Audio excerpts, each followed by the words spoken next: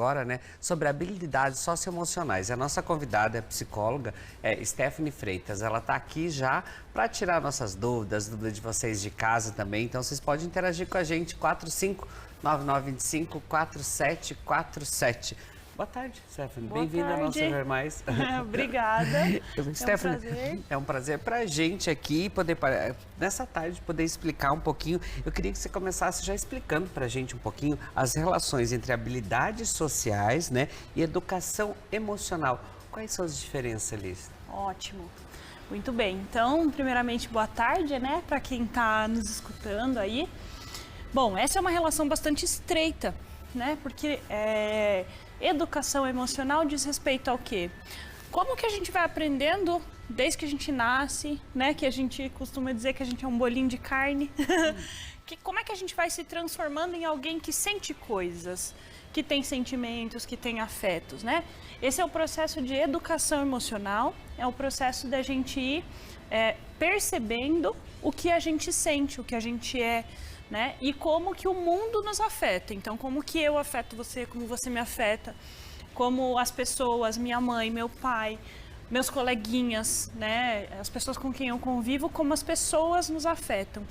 Então, quando a gente fala de habilidades sociais, envolve primeiramente o processo da gente entender aquilo que está abaixo da pele, ou seja, sentimentos, tristeza, medos, tudo que é sentimento. E a parte de habilidades sociais seria como é que eu expresso isso para o outro, né, produzindo uma relação mais saudável, né? Então, como é que eu expresso, por exemplo, um medo, uma raiva, ou alguém me magoou, né? Como é que eu lido com isso, né? Então, essa é a linha. E assim, Stephanie, como que cada indivíduo ele pode descobrir assim, suas habilidades sociais? Ótimo, boa pergunta. Bom, primeira coisa é que existe assim, na nossa cultura, existe um mito, né, de que a gente já nasce, né, com uma personalidade pronta ali, né? Então, assim, vai chegar um ponto que eu vou descobrir quais são as minhas habilidades. Como se elas já existissem ali e eu vou só fazer um processo de investigar algo que está presente e aí, olha só, agora encontrei. Né? Isso não que é, né? Isso que eu quero. Mas né, isso não é tão simples, né? Então, habilidades sociais são processos que vão na interação com o mundo, eu vou experienciando o mundo e vou aprendendo, né, como é que eu posso me sentir e como é que eu posso lidar com o mundo. Então, como é que a gente aprende que a gente sente medo? Ou como é que a gente aprende que existe, que a gente é afetado pelo mundo, né?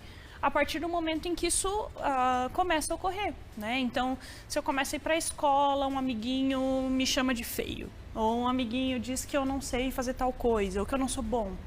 Né? Isso vai provocando efeitos emocionais, né? Então, a gente começa a sentir coisas. Então, a primeira coisa importante é que o ambiente estimule a gente a observar que coisas que acontecem no ambiente produzem efeitos na gente. Então, esse é o processo de alguém descobrir, né, o que sente.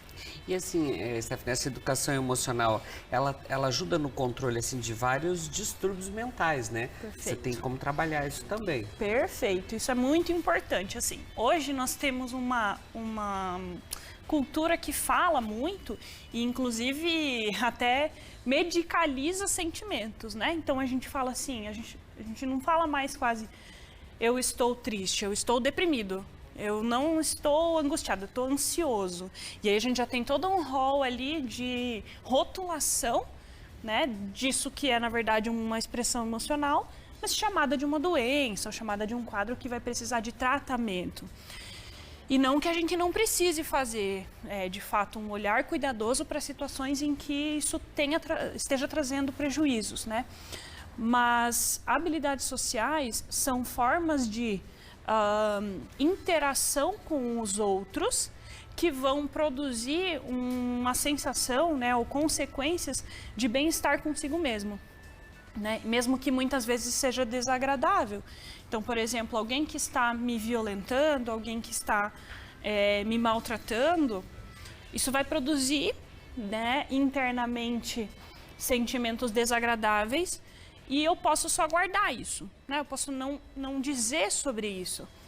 Mas se eu não digo sobre como o outro me afeta, eu vou deixar ao acaso ele descobrir sozinho, né? E talvez isso vá cada vez mais afastando as pessoas.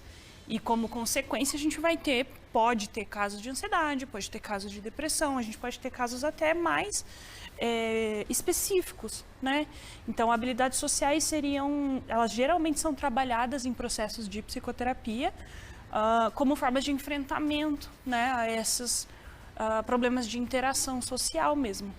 Mas, Stephanie, então, assim, o que são essas habilidades socioemocionais? Ótimo, boa, excelente. Então, aí a gente está abrindo quase que uma caixa de Pandora, porque habilidades sociais envolvem muitos comportamentos. Então, eu estou aqui tendo uma habilidade social com você, eu estou te escutando, eu estou respondendo perguntas, eu estou sentindo coisas, tudo isso acontecendo ao mesmo tempo, né? Então, habilidades sociais faz parte de eu manter uma interação com o meu ambiente, né? O que é ambiente? Todas as pessoas com quem a gente convive, né? Não é só a estrutura física, né, dos lugares. Sobretudo a estrutura social, né? As pessoas, os estímulos sociais. Né? Então, os efeitos que as pessoas vão produzindo na relação com a gente, eles precisam ser expressados. Né? Então, a gente não vai conseguir se sentir respeitado, se sentir digno, valoroso, uma pessoa de valor, se a gente não puder ser autêntico e expressar aquilo que a gente sente. Né? E assim, Stephanie, como que os professores eles podem ajudar os alunos a ter essa habilidade socioemocional? Como explicar isso para os alunos? Isso é bem interessante, assim. Se a gente está dizendo que isso são comportamentos aprendidos, veja, a sociedade espera que a gente tenha habilidades sociais, né? As pessoas esperam que a gente siga regras, que a gente não seja agressivo com as pessoas. A sociedade espera que um aluno obedeça certas coisas, não brigar com o coleguinha. Mas assim, tudo isso é esperado um produto final do aluno, mas como é que ele aprende isso? Porque se ele tem que aprender uma fórmula matemática, a gente vai do comecinho, né? Então vai lá, primeiro vai aprender o que é o número 2, depois o que significa o mais, depois vai somar, depois vai, né? A gente vai perfeito, a gente vai expondo gradualmente o sujeito. Só que quando a gente fala de educação emocional, a nossa cultura muitas vezes não faz isso. Então a gente muitas vezes não tem processos educacionais que de fato favorecem ou criam condições de expor a criança sem que ela seja punida por expressar uma raiva, por exemplo. Ou então, que feio, você bateu. Claro, não pode bater, mas não é feio sentir raiva. Se alguém está me maltratando, está tudo bem eu sentir raiva, né? Então, como é que o professor na escola pode favorecer isso? Em primeiro lugar, em toda atividade que você vai trabalhar com criança, você pode trabalhar a cooperação, você pode chamar os alunos para falar do que eles estão sentindo naquela atividade. Foi difícil fazer essa atividade, então o que você sentiu foi medo? O que você sentiu? O que é medo? Aí dá modelo também. Então, os professores também podem se expor, e isso faz parte de expor vulnerabilidade, porque o professor não é perfeito também. Então, a questão de, olha, a prof também ficou triste, uma vez aconteceu isso com a prof, vocês já passaram por isso, né? Então, esse ambiente que estimula o contato com os sentimentos começa a fazer uma naturalização daquilo que também não é tão gostosinho de sentir, né? Ninguém quer sentir raiva, ninguém quer sentir medo, né? Mas então o professor ele pode trabalhar tanto no sentido de estimular antes disso acontecer, dar modelo de como fazer, né? E também consequenciar de forma acolhedora quando tiver expressão emocional do tipo, como a gente chama, negativa, costumeiramente. E que, na verdade, não é negativo, né?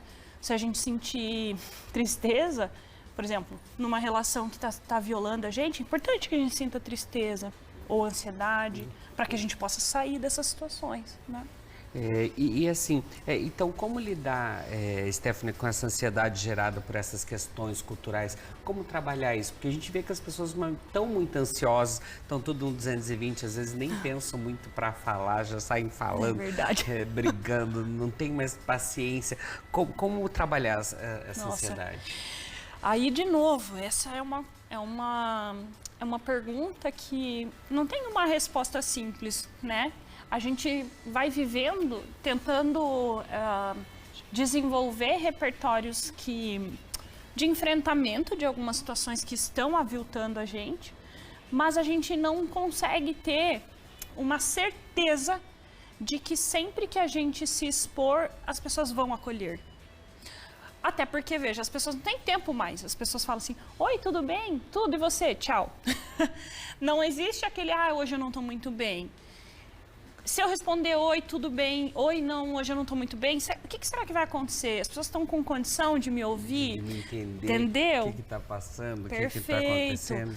Disponibilidade emocional também, né? Então, assim, quem está disponível para me ouvir? Quem está disponível para realmente ver que talvez hoje eu não vou produzir tanto, hoje talvez eu não vou dar conta de, sei lá, de escrever um texto super bom, de dar uma aula super boa, enfim, né? Então, essa pergunta de como lidar com as dificuldades, essa pressão social de produtividade é algo maior, né? Então, acho que a primeira coisa que a gente precisa para lidar com isso é saber quais são os nossos valores. Então, como assim? O que é valores, né?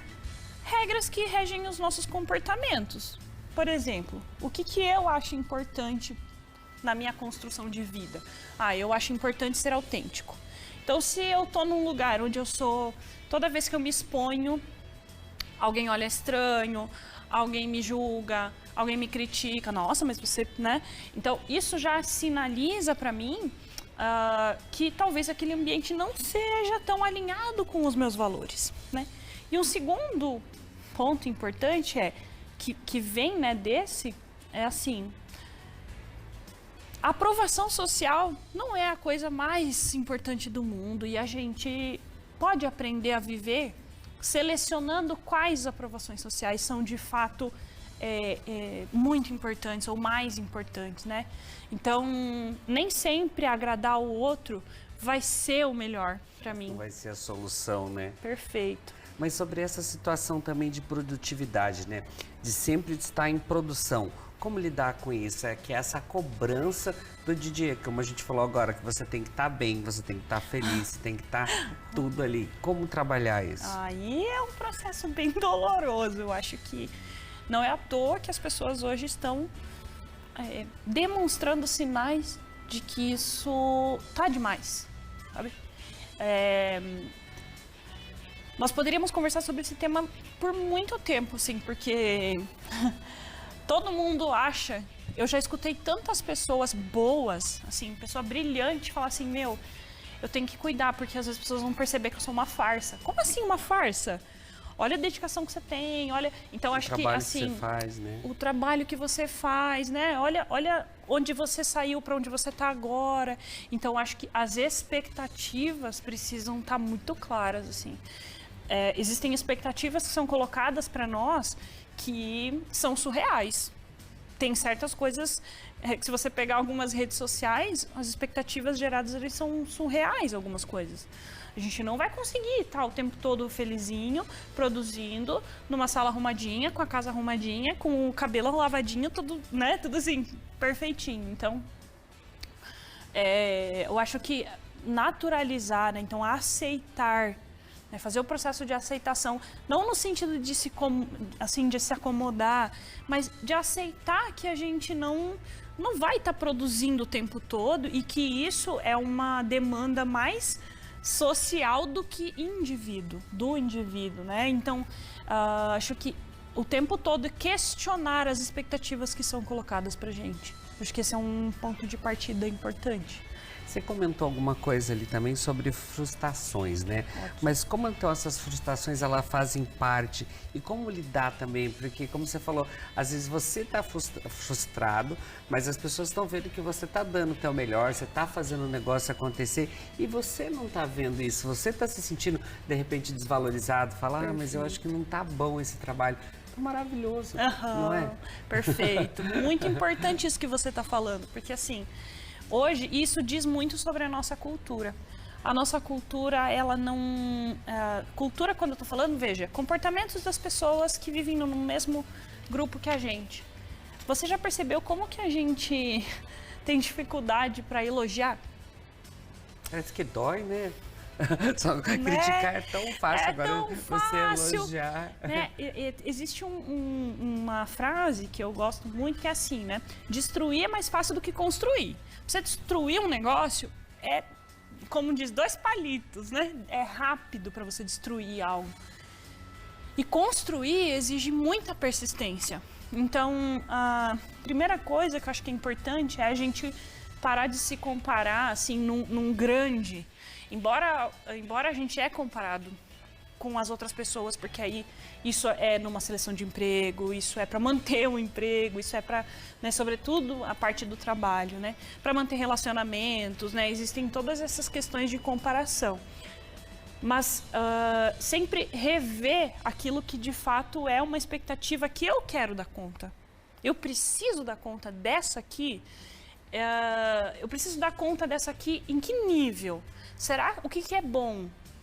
E aí diz muito sobre o ambiente onde a gente está inserido.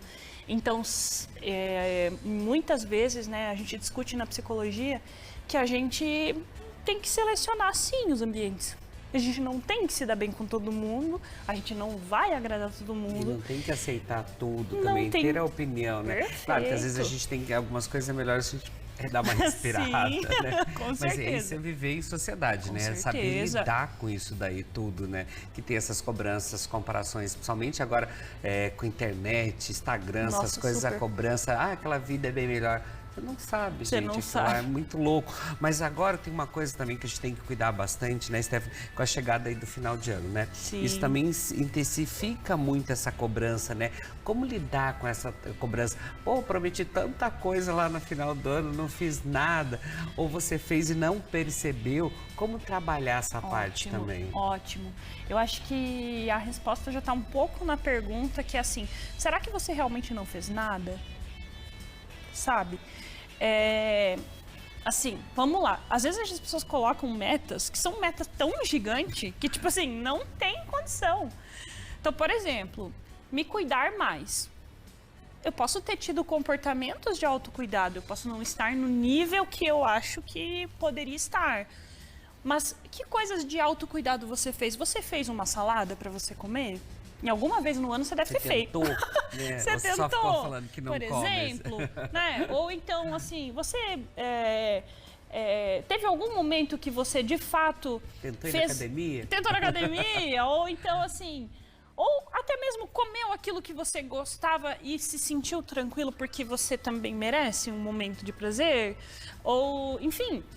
Né? Então, essa questão de lidar com essa frustração de fim de ano, de novo, é questionar essas expectativas. Sei lá, eu acho que a perfeição, gente, ela só existe com filtros, né? A perfeição só existe com filtros. Se você olha para a vida real das pessoas, você vai ver que essa perfeição, essas expectativas absurdas, elas não são cumpridas. Se a pessoa está muito bem numa área, existe outra área que talvez não ande tão bem, porque ninguém consegue o nível de produtividade que a gente é cobrado. Então, essa é uma coisa bem, bem importante de se perguntar e começar a quebrar os próprios paradigmas. Então, assim, poxa, olha para onde você estava no final do ano passado, quando você fez todas aquelas promessas, aqueles discursos e tudo mais, e olha para aquilo que você fez. Então, acho que o olhar para aquilo que a gente faz, registrar às vezes, sabe? Às vezes é você registrar, tirar foto, passa no seu feed lá e olha. Claro, aí tem uma outra coisa, as pessoas, nem tudo a gente posta, né? Porque hoje tudo é assim, né? Se você não postou é porque você não fez. Não fez nada, né? Então, assim, será que realmente você não fez? Será que o quanto você não tá só seguindo regra que estão sendo ditas para você, né? Então, acho que essa comparação de onde a gente estava para onde a gente foi caminhando é importante. E valorizar também os passos, né? Não só na chegada. Então, assim, você está caminhando, você saiu de um lugar e está aqui agora, já é um avanço, né? Acho que isso é importante você pensar nisso e saber lidar com isso também. Mas como a gente falou, se a gente ficasse aqui, ia ficar a tarde toda aqui. Perfeito. Mas eu vou deixar o Instagram aqui também, ó, da Stephanie. Você pode entrar em contato com ela, interagir com ela lá, que com certeza ela vai passar dicas para vocês. Se vocês quiserem que ela traga outro assunto aqui pra gente também, tá aberto o nosso canal aqui com vocês de casa, juntamente com a Stephanie. Gratidão. Com certeza. Bom retorno pro consultório. Obrigada.